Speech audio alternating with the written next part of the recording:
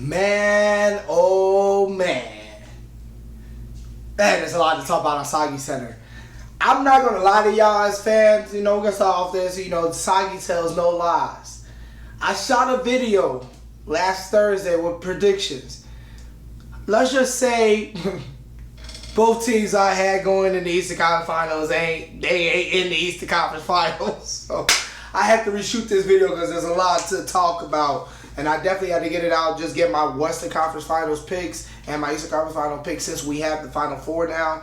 A lot to talk about. The Sixers are out, the Nets are out, the Clippers are in, they make the Conference Finals. Ironic. While, Doc is out, there's more to talk about. Of course, the Suns have been at home chilling for the last week. They just played for the first time in a week or so yesterday. They lead the series 1-0. So, a lot to talk about. We're going to jump right into it. I would start with the Nets, but I definitely have to start with the Philly thing because everybody's talking about it. I'm not going to start off with Ben Simmons. I'm actually going to start off with Doc Rivers because you're the coach, you're the leader. So, you get the first hit. Doc, you have 4 straight Game 7 losses. You have 26 game to clinch a series losses, of which is the most of all time, and the 4 losses of Game 7s is in that span is tied for the most in a span of for like 7 years. Doc Rivers, my brother, I love you, man, and right here I'm wearing my Juneteenth shirt. Shout out to original Greater Than, my boy Ray. I love you, Doc, but maybe it's time for you to let this coaching thing go, because from the Clippers choking twice and you had 18-point lead with this team, it was just like, I understand you empower your players, but clearly there was not a lot of empowerment. Partly Joel B was hurt, but you didn't play him in the right bunches away, and then I'm gonna get to Ben Simmons. This is where my problem with Doc is. I'll finish off with Doc and kind of ease into Ben. In the beginning of the year, Doc Rivers was asked about Ben Simmons shooting. Is it going to be a problem when it comes to the playoffs? He's like, nah, blah, blah, blah. You guys don't know basketball, Ben, all of this. In this era, you have to shoot the ball. And let's talk about Giannis right now. Giannis is not a great shooter. But the one thing Giannis is going to do, Giannis is not going to not attempt a field goal in the fourth quarter. Yes, he may not be able to shoot, but he's not scared to shoot. Ben Simmons is scared to shoot. He didn't dunk the ball yesterday. And that's where people were talking about. You could get through the regular season. This is why I don't talk basketball with a lot of people that don't understand basketball. I know regular season is regular season. I can tell the difference between the regular season and the postseason. Regular season, you can get away with these. You don't even game plan for certain teams. You may game plan for the big marquee matches like the Christmas is like, the Lakers coming to town is a prime time matchup. Your game plan, you may get a practice before then. But before, you're just, you're going on the fly. So a lot of moving pieces. Besides in the 7-game series, that's where, like Magic Johnson said on first day, that's where you know who can really coach. That's where you know whose games are not as limited. Why you think we call Kobe, LeBron, Jordan, they elevate their games. Where you can game plan, you can sit there game plan for them all you want. They still gonna get theirs. When you game plan for Ben Simmons, they had game plan for Ben Simmons. And he didn't answer the call because you did not prepare him during the regular season. He should have been taking more jumpers, more post plays. It's not even that he didn't want to shoot. I don't even care about the shooting as much as you didn't even become offensively even there. And if you look at Ben Simmons' numbers, which alarms me, his scoring has went down each year since his rookie year. His rookie year is his highest scoring. His assists has went up a little bit, but he still has never averaged 10 assists in a season. This is an issue. Ben Simmons has 4 years, $140-something million on his deal. I'm not saying Ben Simmons is not, you can't. Let me rephrase that. I'm not saying Ben Simmons is a bum. But this Philly thing with Ben Simmons and Joel Embiid, it has to stop. They gotta bring it up because the man can't shoot, and Joel Embiid is a big man, and he needs a guard, but he needs a guard that can shoot. He can't be the one playing in the perimeter and try to make moves at the end of the game. He's a big man. That's why you got guards for it. People who can take people off the dribble more. People have talked about Ben Simmons. You can do similar to what you did with Giannis. You get shooters, yeah, but then the difference is you're still gonna run into this issue if he does not get some type of offensive game, and I think it's crazy because I think he has more skill than Giannis when it comes to like actually basketball skills. Yes, but Giannis can play better. Like I don't understand when Ben, like somebody got to give him a psychiatrist. You gotta do something, man. I don't know if it's your dating life or whatnot. I'm not gonna even talk about the women you date. It ain't my business. But brother, you getting paid too much to went out there. You took one field goal attempt in 6 games, 6 fourth quarter games. That's a problem, brother. And you getting paid 4 years, 140 something million. So I really think that Ben Simmons' time is up. It's funny because it's crazy. Before this series, you've been, Ben Simmons is his trade value is great. People actually, you can't even get CJ McCollum straight up for Ben Simmons. You can't. That's what they're saying, which is crazy. So Ben has a lot of things to think about. He's in a crossroad, and I think that him and Philly are both in a crossroad. I always said that, I think that it's a shame and there's another thing, Joel and Ben I think this has to be year 4 or 5 playing together. Like, they've been in the league longer, but I'm talking about playing together and that process stuff, and they still have not made the Eastern Conference Finals. Trae Young has made one before you. Now, Giannis has made a few. You got to look at, you can't win with those two together. It's time to break it up. I don't know where you send Ben to. I've heard CJ for Ben, who knows, does that really even keep Dame? Maybe you package, instead of getting, if Dame is on the market, maybe you package Ben and a whole bunch of Tobias for Dame, I don't know. But yeah, I think that's over. The experiment over there is over in Philly for them. But Doc Rivers, my brother, God's sake, if they do something and you got enough to win, you have no excuses left. Stop choking series. Stop it. Please stop choking series. It's really bad, brother. Now moving on. I'm gonna get to the Brooklyn Nets now. The Brooklyn Nets. I'm gonna keep this short. Everybody know the Brooklyn Nets were hurt. I think there's a few things they do this offseason, and that's one hell of a game. I want to give a shout out to Kevin Durant. I'm not going to jump as far. He is, I think, now right there the best player in the league. I still think, with injuries that we had, but he has proven like, hey, it's him and LeBron that everybody just like behind them. I think that he is taking the throne, and it's right there. So can't really do anything. Milwaukee was supposed to win this series. Honestly, for the people that say, Kevin Durant should have carried them, blah blah blah, all this stuff. First of all, the man's coming off an Achilles tear. This is his first season coming off, and then he was literally 1 inch away from taking the Milwaukee Bucks, which is a very good team, out to playoffs single-handedly. So for those people who want to talk about that stuff, shame on you. What man do you know even come and play like that after Achilles tear? Come on, be realistic. But I think a few things Brooklyn does this offseason, one, get healthy. 2, I think Harden's conditioning is a problem, and Harden needs to ease up on the wings and the partying a little bit. The drinking is affected. Hamstrings are caused because of lack of conditioning, not because when your conditioning not there, you start to pull it. So I think Harden needs to better that. Kyrie does concern me because he has injury problems, and then of course we saw a lot of different Kyrie this year just off the court. So we clearly know when they play together, they're almost unbeatable. It's keeping them together on the court and keeping that cohesiveness, and I think that they're going to be the favorites. I think you resign Blake. I think Blake comes back for some type of veteran minimum. Joe Harris, who was a very disappointment, I think you would package him to try to get some type of good two-way player, decent two-way player. Joe Harris is still a good enough shooter. Somebody will take him on. We signed Jeff Green. I think he comes back. I just read Spencer Dinwiddie declined his option, so he is an unrestricted free agent. So only way Brooklyn really gets something for him if somebody gives him a good, decent deal. They want to do a sign and trade because of salary cap purposes. So, but I think you're gonna get some movement. But I think Brooklyn, the main thing is just get healthy.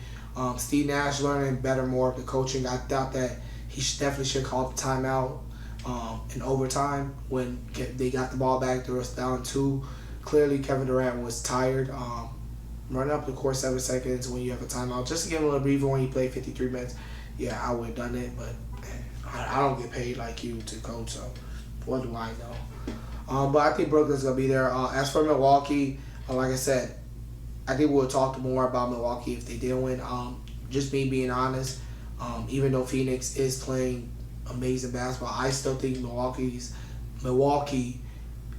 this is Milwaukee's time to win a championship. Not only get to a championship, but to win. I'll be honest, Giannis, you don't get to championship one. That's even just terrible if you lose to the Hawks. I'm not saying the Hawks are a bad team, but I'm saying you have no excuse not to beat the Hawks. It's not like Philly where you had Joel had small meniscus, and then you had Ben Simmons who couldn't shoot the ball or anything. You can be dominant there, and the rest of your Jrue Holiday step up. I really think that series is a 5 to 6 game series.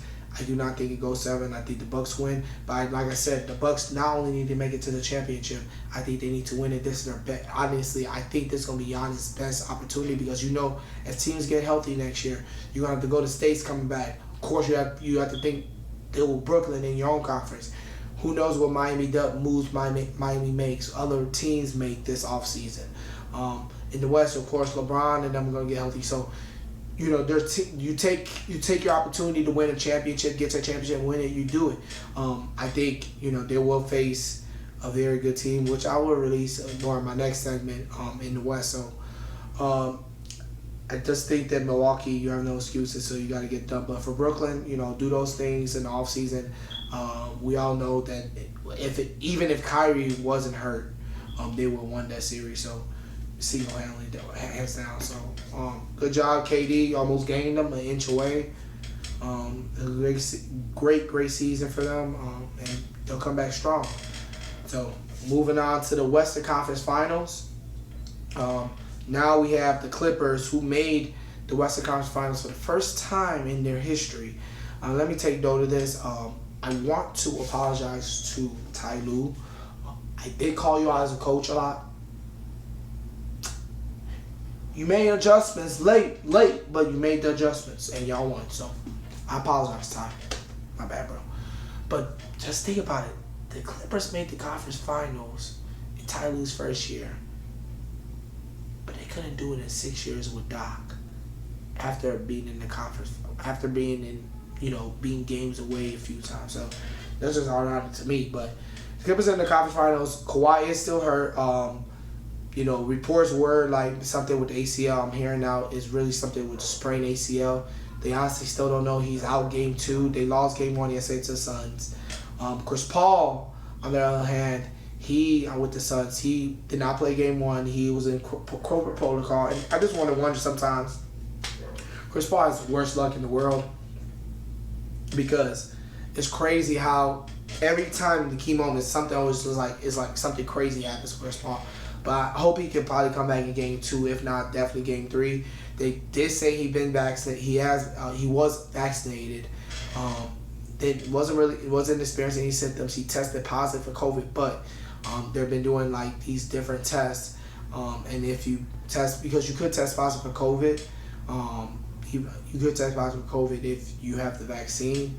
It is possible. You just won't get the symptoms. Sparing some die for them. It saves your life.